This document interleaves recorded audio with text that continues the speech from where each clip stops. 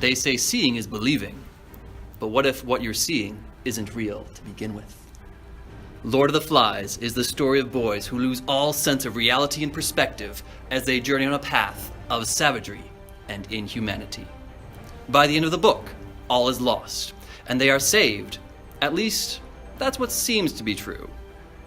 Upon first glance, it seems the boys are pure and innocent, and Ralph is the hero of the story. But when one starts to truly analyze the allegories hidden in the story and peel back the layers of ambiguity, a dark and sinister story begins to unfold. The layers can be peeled back by asking the proper questions of what actually happens in the story of the novel. Who is Ralph? When do the boys truly die? Why do certain characters die later than others? Why do some characters behave in such odd ways? And most importantly, how do the boys on the island perceive things through the hexagonal lenses in their eyes? Welcome to the Deep End.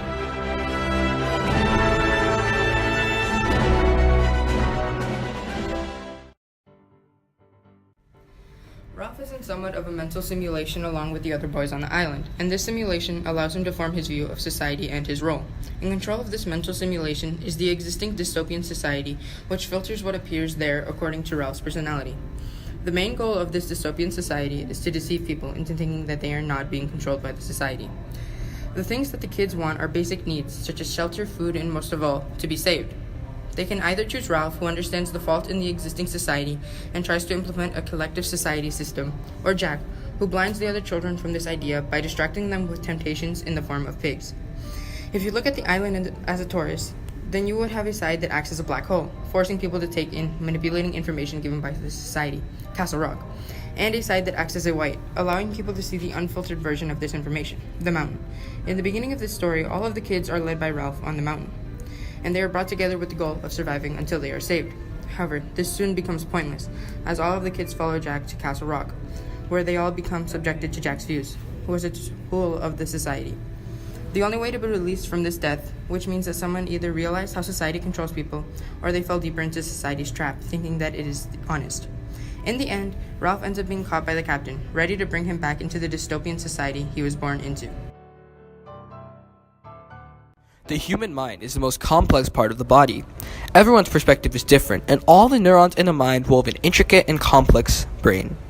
The psychological allegory represents William Golding's mindset.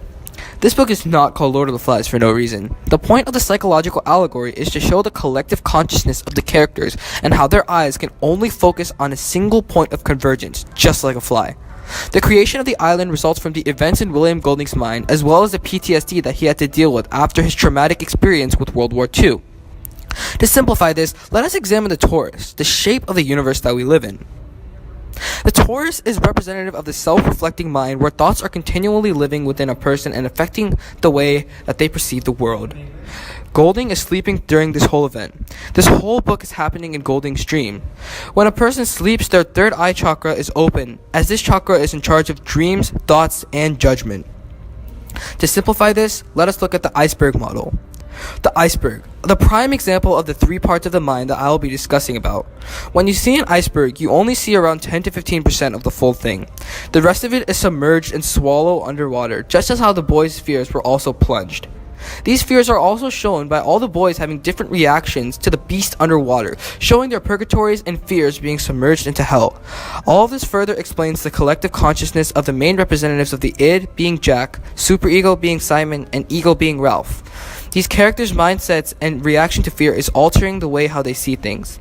If we examine the anatomy of the human brain, we can see that the occipital lobe is connected to the retina, which allows us to see. The character's collective vision resembles the vision of a fly, which is why there is a hexagonal lens. From the very first page after the plane crash, the psychological allegory says that the occipital lobes have been broken, and it's causing them to become blind to seeing reality, altering the way how the human psyche functions. This allegory is all about how the boys on the island were each judged in order to decide their final position on the scale of purity and sin. Ralph died on the first page when the plane crashed onto the island, along with all the other boys in the story. Every single boy is in their own purgatory, and all of these individual purgatories are collectively wired. But this isn't the story of all of these boys. This is the story of Ralph's judgment, as he is within his own purgatory. His experience of being taken to hell is one that is tailored to him using portions of the subconscious and the information within Ralph's mind in order to create a horrifyingly realistic experience of chaos. Satan is attempting to create as much chaos and torture as possible as he crafts Ralph's experience. For Ralph, however, the setting for him is the island. The island from the very beginning looks very appealing to him on purpose. And at the end, Satan appears in front of him in the form of a naval officer, exactly what his dad's role is. Satan is tempting him in order to further advance his takes on this judgment, as on one hand, the easy way out leads to hell, but on the other hand, resistance and hard work will lead to heaven. Satan is in control the entire time, but Ralph believes he himself is in control, when in reality, he never was. All the other boys that we see in Ralph's purgatory are representative of Satan, but each boy is crafted in a form that is representative of their individual personalities. This is the purpose of the collective wiring of the purgatories, in order to access all of the boys' subconsciouses and develop a scenario that is accurate and proper. In the beginning of mankind, God created humans with his lens over their eyes. This lens restricts the humans to perceive the world in a way that reflects God's nature and natural beauty. As the boys travel to purgatory, however, Satan changes these lenses and provides his own in order to display to them what he wants them to see. This structure of a lens creates an infinite divide between humans and God, where the only moment where their perspectives come together is through judgment. This whole island, being split in half by the scar, is representative of the two sides of the torus, where one side is represented by the mountain and the other side is represented by Castle Rock. In the beginning, one of the main choices Ralph was given is whether or not he should stay on the mountain or go to Castle Rock. Within Ralph's purgatory, the mountain represents repentance he has to go through to go to heaven, and Castle Rock represents the easy way out in the sinful lifestyle they have lived, and that ends in hell. Ralph's purgatory will end when the torus collapses back into its singularity point, or when judgment occurs. Ralph's gradual movement away from the mountain and towards Castle Rock was all a part of Satan's plan to bring him to hell. All of this analysis can be used to draw direct parallels to concepts that can be found in many different types of media. Like in Inception, when architects design and create worlds that fit the victim's persona in order to get secrets, gain control, etc. Avengers, when Loki uses his staff and turns once loyal members to an evil cause. Age of Ultron, when Scarlet Witch uses her powers in order to trick the Avengers that they are in other locations, or by completely creating an alternate perception of the world around them in order to keep the Avengers incapacitated and dividing and conquering for control. And The Matrix, as the pods are set up to keep a group of people under the control of a larger entity and display to that group of people whatever is deemed fit.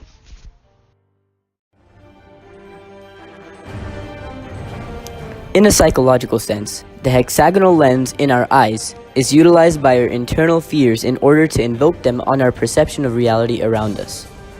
In a social-political sense, the hexagonal lens is used by large entities in order to provide them with the control of our perception and beliefs, as they hold an iron fist over their society through visual and emotional influence.